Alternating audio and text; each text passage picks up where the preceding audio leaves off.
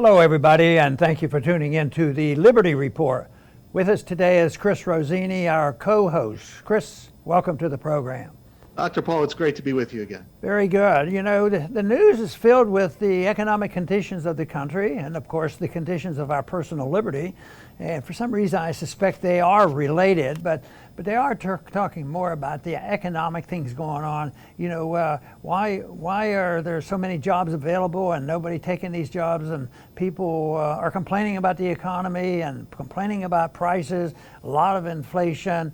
So there's a lot to complain about. The other day, the president was talking about it, and he went over 3 or 4 major problems that this country faces. You know, everything like from immigration. He recognized there was a big problem there, and we had to do something about it. And then also, there's inflation. And we have to deal with that. And we have to deal with the budget. And he went on and foreign policy, and he was pretty good in identifying, you know, the problems that the American people are concerned about. But what was interesting that I sort of had to hold my breath on it, because after he announced each problem, he says, there's only one thing we need to solve this problem. It's leadership. And I thought, well, you're the president, don't you remember? You're the president. You're supposed to be the leader. But anyway, I think he hit the nail on the head that there are some problems out there, and maybe leadership is necessary. But of course, our idea of leadership is so different from the ideas of an authoritarian, or an authoritarian president, or a vice president, an authoritarian Senate, or authoritarian Congress. All these things, because they have only one solution. Their idea of leadership is mandates. If there's problems, more mandates, more enforcement, punish people, threaten people, tell them if they don't behave, we'll make sure that they're canceled. You're going to lose your job, on and on of what we've been putting up. So we are facing a lot of those problems. But when it comes to economic distortion, for years now, I've talked about and mentions the fact that there is a lot of distortion. It comes and goes. You can predict when bubbles form. You can't predict when they're going to burst and exactly what will happen. But we do know from the study of Austrian economics that there are bubbles, and there are a lot of bubbles around. And it's not like you have to be a genius in the early part of this century to predict and say, you know, there's a housing bubble. There was a dot-com bubble, and now there's another bubble in the stock market and where else. And if you come to the conclusion that it is the Fed, then you say, well, what are they doing?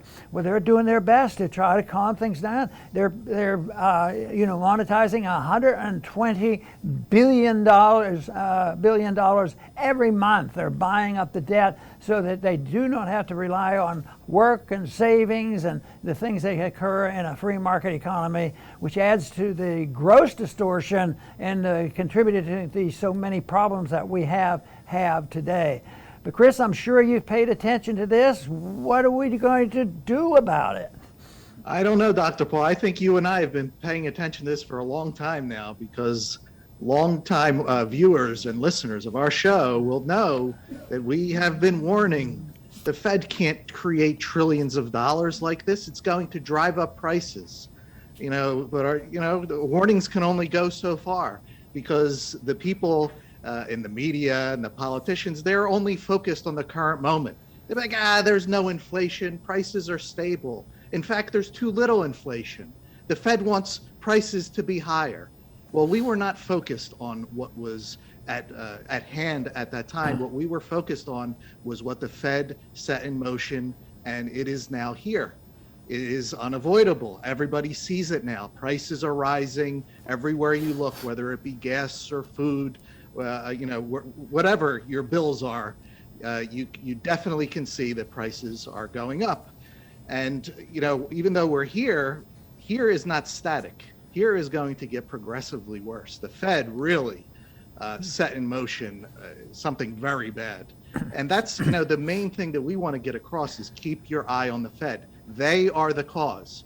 Because everywhere else that you're going to look, whether it be media, politicians, even CEOs that are closely tied to the government, they're going to try to muddy your ability to see that it's the Fed. They will blame X or they'll blame Y or Z, which will be real things. They'll point out this is why prices are up, or this is why prices are up. But those are all accessories. They're complementary to the main core problem that we have, and that is the Federal Reserve. So please always keep your eye on the ball. It's always the Fed.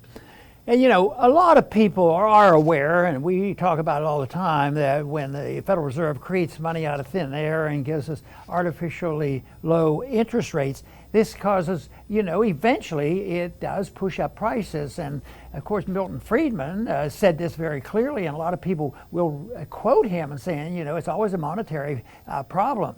But it's not the way you're able to spend more money and get reelected, so they have to not emphasize that too much.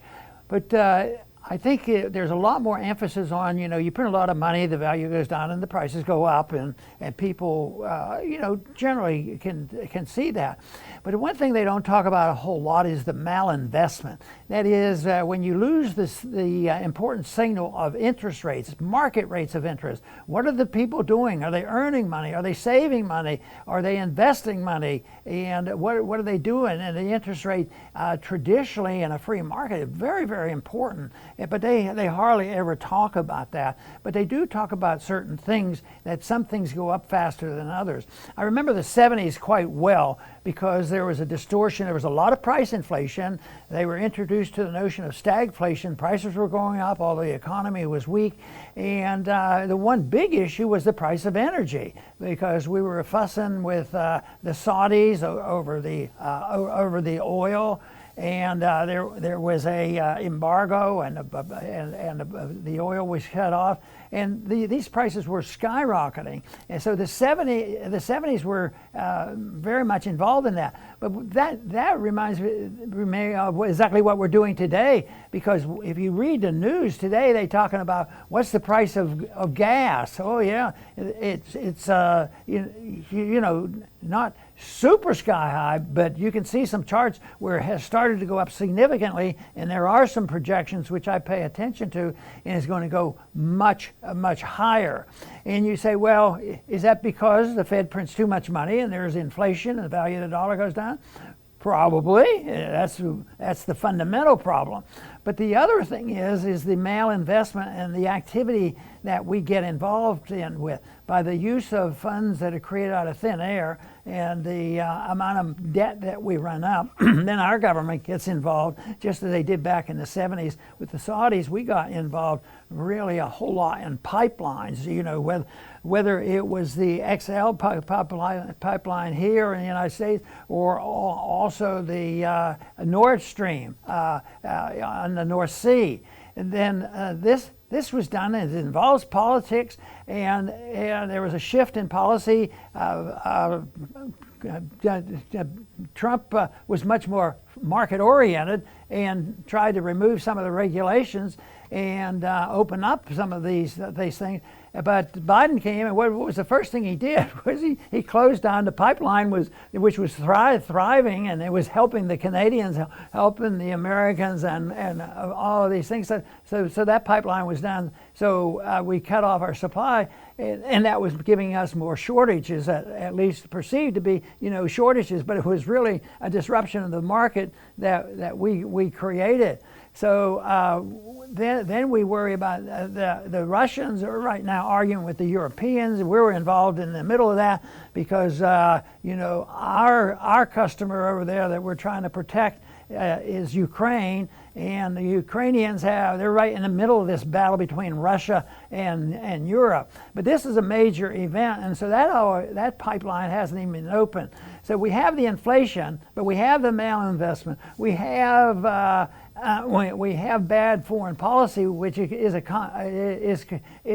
permitted because we're still, in control to a certain degree of the reserve currency of the of the currency world, of the world currency, and we get away with interfering. So this this is also a major problem, but it's geopolitical too, and who knows what, because the Russians have said, and I probably tend to believe them, well, don't come to us and beg and plead for us to just open up the spigots after what we've done. Put on sanctions on the various countries to close down a pipeline that was directly involved in this country.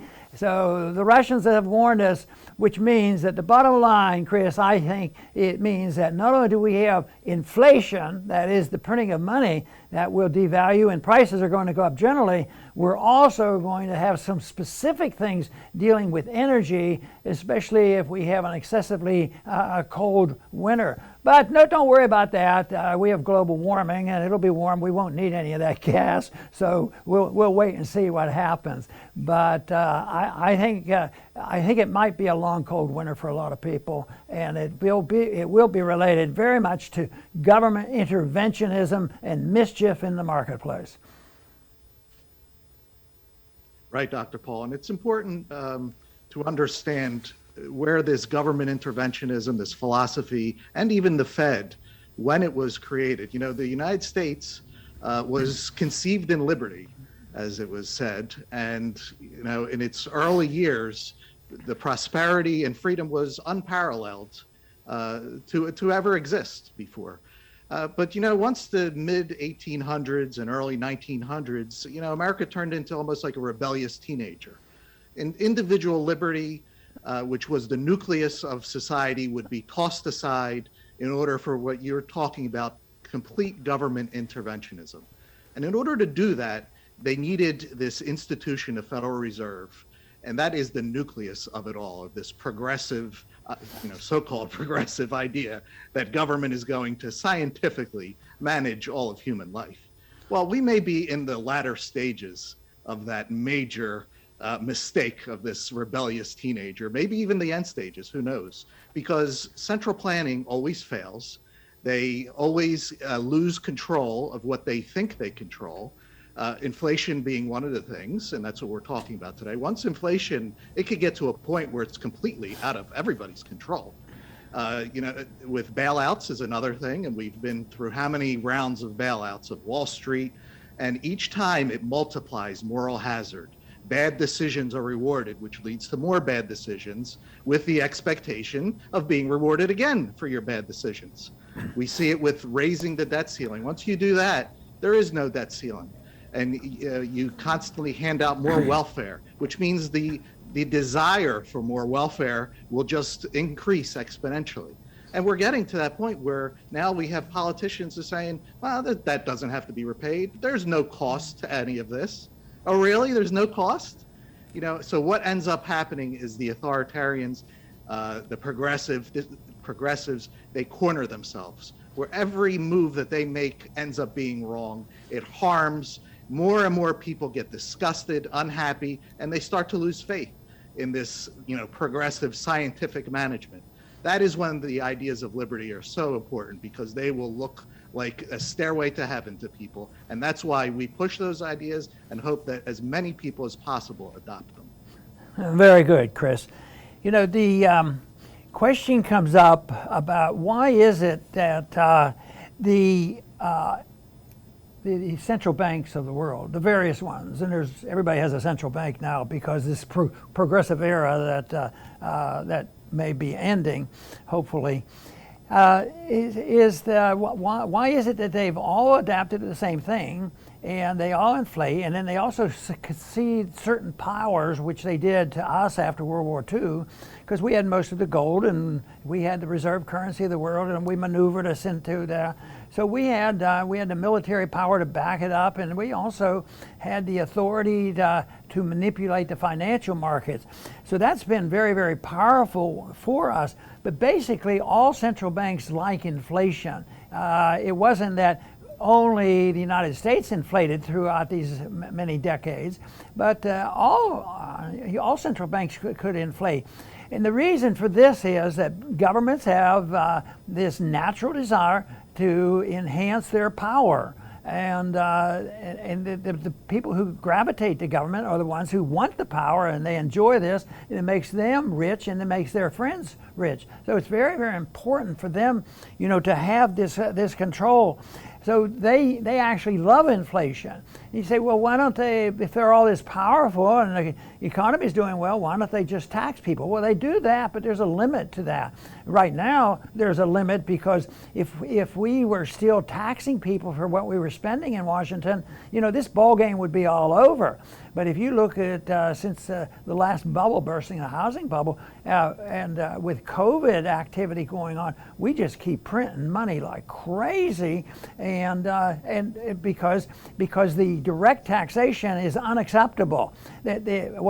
It would be unacceptable for financial reasons. The loss of confidence would be tremendous, but it would also be a rebellion by the people because they would hope taxes going up is one thing as long as you're taxing the rich, and they think they're not getting hit, and yet the real tax burden falls on the middle class. So they have to use deception, and the deception is inflation. That is, increase the supply of money. And it's one of the most deceitful, dishonest things that a government can do to the people, because they become literally the counterfeiters. And people frown on counterfeiting. Governments especially frown on counterfeiters that aren't under their control. But government central banks are counterfeiters, and they're taxing people. That's the way they do it. You say, oh no, they're not taxing people. They're not taking money from the middle class. Yes, they are. What they do is they print the money for their various schemes, whether they're international scheming or financial scheming and welfareism here. They dilute the value of the money, and the purchasing power goes down, the prices go up.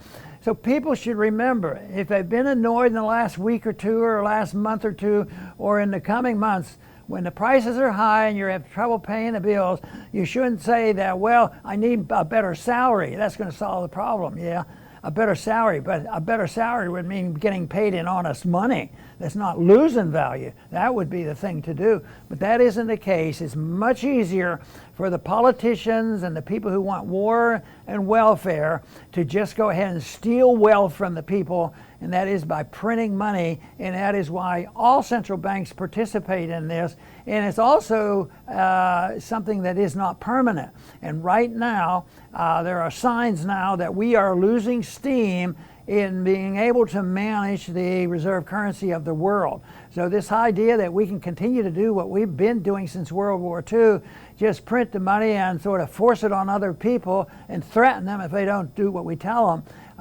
that is coming to an end. And this is why people should be prepared to understand what the problems are, because printing money, changing the Federal Reserve chairman or something like that, that is not going to do it. And Chris mentioned this, the progressive era is ending. It has to end because it can't pay for itself. And that means that we have to have a replacement, and that's one of the things that we try to do here with this program, is to offer the solution to this. And as far as I'm concerned, it's just not, a better leader and have that leader do our thing. It has to do with the understanding and the promotion of the cause of liberty, and we would go a long way to solving the problems that we're facing today.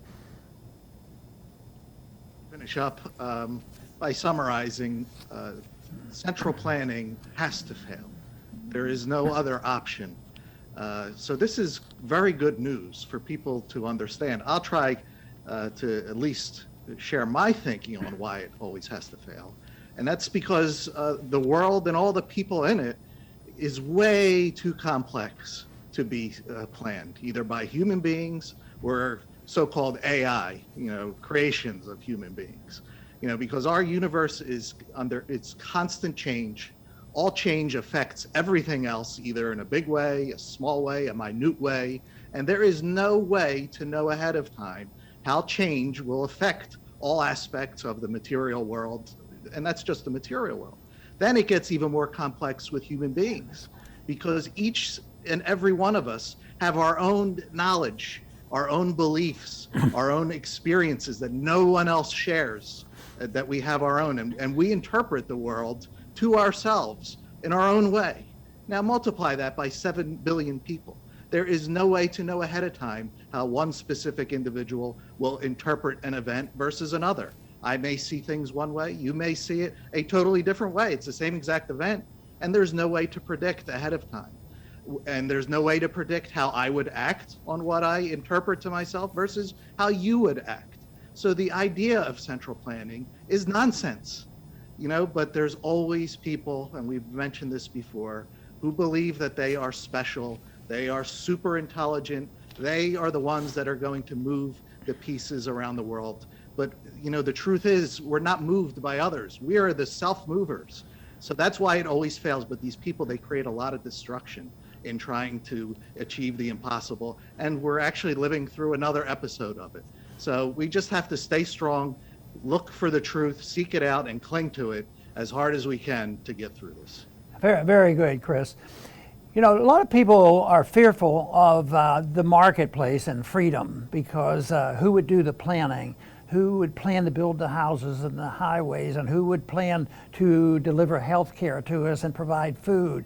And we have an abundance of interference right now, and they're having a lot of trouble delivering newspapers, and it's a real mess. But they say that that's why you need government, is for the planning to take care of the people, especially the people who are the ones who are suffering at the hands of the wealthy, which is only a gimmick in order to get support, political support from these people. But there's a lot of planning individually, but it's done in a voluntary fashion. So it's not like there's no planning. The planning is done by individual, and it's done in a voluntary fashion, and there's no force and fraud. You have sound money, and this is completely different than when the government plans. And Adam Smith talked about the invisible hand in a free market economy. Things seem to work out. You can't have one person pulling the strings and writing orders, executive orders, do this, do that. We've just been through a couple years of that nonsense. And it would be that if we had that central economic planning, it would be working. But what it is the individual makes the decision, and he called it the invisible hand. And what I think has happened, the invisible hand, which is sort of like magic, because all the problems are solved, the ups and downs and decisions are made, what you should manufacture, what prices should be, and the protection of personal liberty, all these things. But in this case, I'll tell you, people now are quite frightened about the iron fist. That's what's happened. The invisible hand has turned into an iron fist because it's mandates. If you don't do this, this, and this, you're going to lose your job. You're going to be you're going to be canceled, and there's a lot of suffering going on there. And there's reason for a lot of people to be concerned about this. This is why, if there's temporary reprieve in our economy with just a lot of printing money for a year or two, that's going to end, because all these decisions, this whole idea that billions of dollars worth of goods and services are sitting out in the ocean and they're not being delivered because the market has just disappeared. There is no disappearance. There's no planning anymore. It's central economic planning, which doesn't work. And all you have to do is look at those ships at the ports not being unloaded. Then you have a pretty good idea of what it's like when you don't have individuals making the plans, working for their self-interest, working to make a profitable business, working to keep jobs for people. So it is so easy, I think, to understand, because the answers can be found in the cause of liberty, and understanding liberty is not complex. You should have a right to your life, your right to your liberty, and right to do with your what you earn, as long as you don't hurt people, as long as you don't participate in the fraud and deceit and violence that governments get involved in. Believe me, this would be a major step in the right direction. No perfection overnight, but I'll tell you what, at the rate we're going, this country is going to be less perfect in a year from now than it is today. So we will eventually have to assess this whole principle of what are the rights of the individuals, and does the government have the authority, and are we going to permit them to decide everything for us, whether it's social or economic? That is a losing argument. I want to thank everybody for turning in today to the Liberty Report. Please come back soon.